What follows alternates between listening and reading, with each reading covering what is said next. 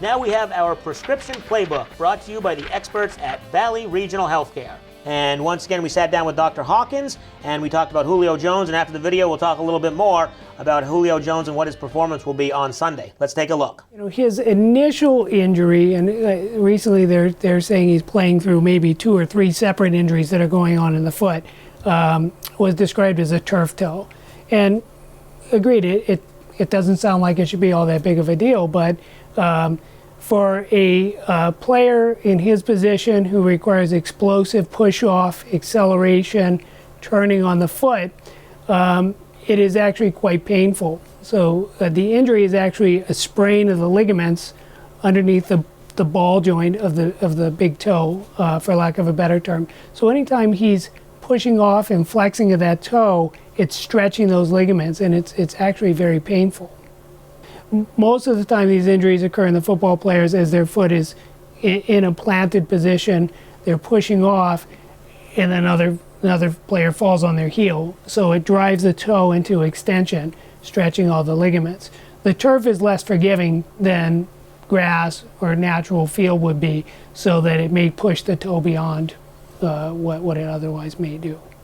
You know, so he's playing one of the most, you know, they describe that as a skill position, right? So he's having to do a tremendous amount of running. Speed is his game in turning, cutting, and all these things are involving pushing off, putting pressure on the toe. So one of the ways that they will try to protect that sometimes is to go into either a stiffer shoe or sometimes adding an insert into the shoe that limits the extension of the toe, but that will minimize some of the explosiveness. Taping is another way that they'll try to prevent the toe from extending beyond a certain degree. I think it's an injury that, you know, again, this is a painful injury, and it's usually one of those things that, at least at the initial time of the injury, is difficult to play through. So most patients, even with a mild sprain or what they call a grade 1 sprain, are going to have a tough time playing through that in the game. You know, when we're hearing the more recent reports, you know, that he's playing through 3 separate foot injuries, and it's unclear what those are or haven't been described, but they may be compensation type injuries. He's having to alter, you know, the stress that he's applying to the foot, and that can lead to other injuries. Well, I mean, certainly with football, we're dealing with more collisions, higher speed, bigger guys. So we do tend to see some more severe injuries. But, you know, really any sport, you know, we see potential for injuries.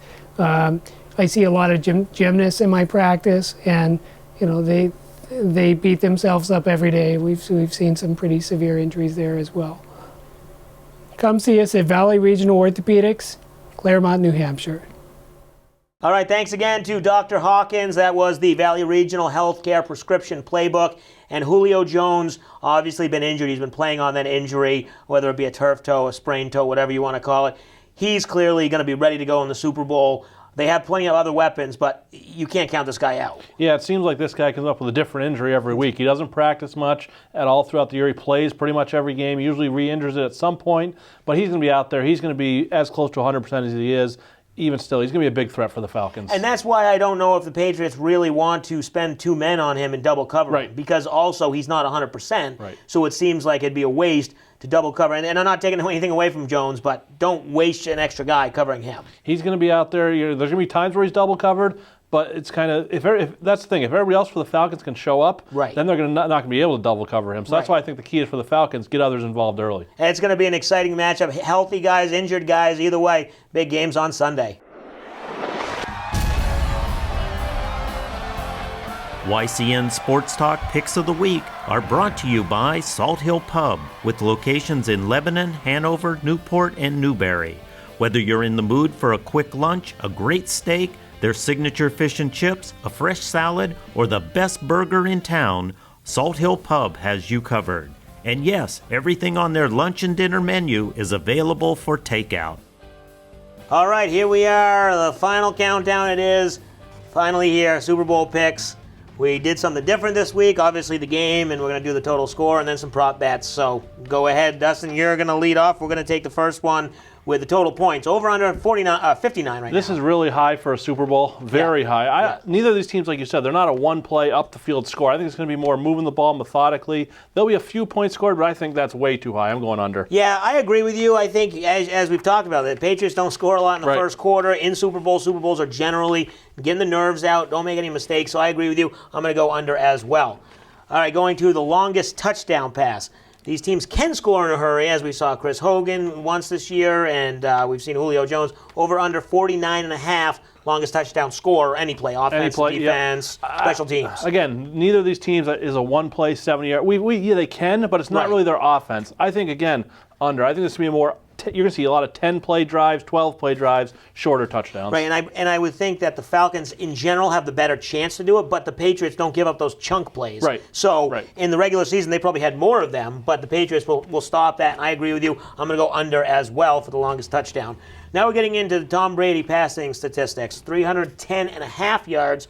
He can pass the ball. This Falcons defense is susceptible. But do we see him go 310.5 or more? I think he's going to go over 310.5. I think that they, like I said, early on, first half, going to be a lot of throwing the ball to get the lead, and he's still going to throw it to keep that lead. Blount will be involved a little bit, but Brady has another big Super Bowl. All right. Well, I would love to. I would love that if that happened, because that means probably, unless the Patriots are playing comeback, that they are having the lead. But I'm going to go under and keep that on the underside. But hey, it'd be a great Super Bowl if he does. Going to Julio Jones, receiving yards, 95.5. Clearly he can do it, but what he talked about, he's injured. The Patriots don't give up a lot of yards. What do you think will happen on Sunday? There's going to be a lot of yards in this game overall. For me, Julio Jones is just too good. I think he goes over. Yep. Okay, and I think one catch could put him over because he could have that 40 or 50-yard catch, but I just think the Falcons have so many weapons, they might spread it around a little bit more, so I'm going to go stick on the under of that one. All right, now we got it. Last pick, the big game. We're just saying pick a winner. Who's it going to be? The Falcons are a great team. They've had a heck of a season. Matt Ryan really elevated his game. For me, experience. The Patriots have been there so much. New England fans rejoice again. Well, once again, I hope you're happy. And I'm going to agree with you. I'm going to take the Patriots as well. I think it's going to be a great game. Should be a good game. It's not going to be, as you mentioned, I don't think it's going to be a blowout.